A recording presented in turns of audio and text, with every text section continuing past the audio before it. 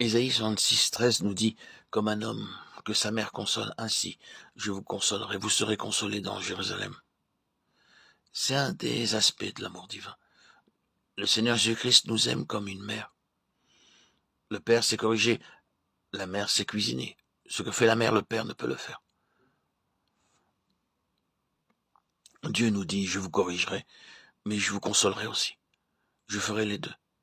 Quand parfois nous nous sentons tristes, seuls, abandonnés et découragés, alors vient la chaleur de l'amour de Dieu. Mon fils, je suis avec toi. Pourquoi es-tu si triste? Je ne te laisserai jamais, je ne t'abandonnerai jamais. Réjouis-toi, ne sois pas triste. Il nous réconforte comme une mère, et il nous corrige comme un père.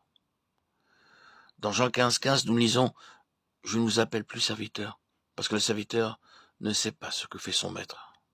Mais je vous ai appelé ami, parce que je vous ai fait connaître tout ce que j'ai appris de mon Père. C'est la quatrième caractéristique de l'amour divin. Il m'aime comme un ami. Dieu appela Abraham son ami par 3 fois, Ésaïe 41, 8, 2 Chroniques 27 et Jacques 2, 23. Le Seigneur dit, cacherai-je à Abraham ce que je vais faire? Dieu dit, Abraham est mon ami. Je ne peux pas avoir de secret pour lui, aussi dois-je les lui dire. Avant que Dieu ne détruise Sodome et Gomorrhe, il dit à Abraham les secrets de son cœur. Il lui dit comment il allait détruire ces villes immorales. Quand vous deviendrez l'ami de Dieu, il vous révélera beaucoup de secrets. Vous verrez qu'alors, à genoux, devant votre Bible, jour après jour, semaine après semaine, beaucoup de mystères célestes vous seront révélés. Ces mystères cachés aux sages et aux intelligents. Il est mon ami, il m'a aimé dès le commencement en tant que mon sauveur, en tant que mon père. Il m'a puni et m'a repris. Comme une mère, il m'a consolé. Comme un ami, il me révèle les mystères célestes qui sont cachés aux sages et aux intelligents. Je peux aller vers lui n'importe quand, n'importe où, et lui confier toutes mes difficultés.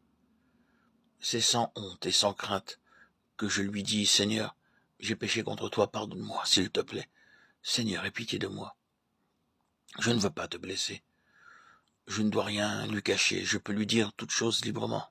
Et il répondra, oui, mon fils, j'ai aussi quelque chose à te dire.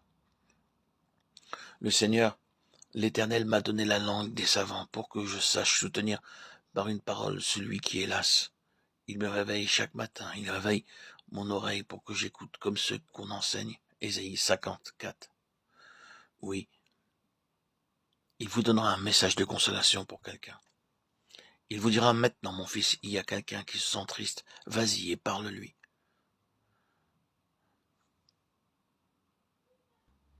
Il est merveilleux de penser que le Seigneur nous parle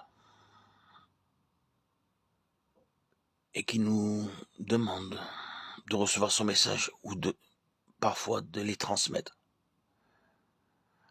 On est ainsi en étant éveillé aux appels du Seigneur, jour après jour, révéler les mystères célestes. Ainsi, nous avons et nous pouvons avoir des messages de Dieu. Recevoir ces messages comme nous recevons les messages de notre meilleur ami, aussi nettement et clairement que nos cœurs lui soient disponibles.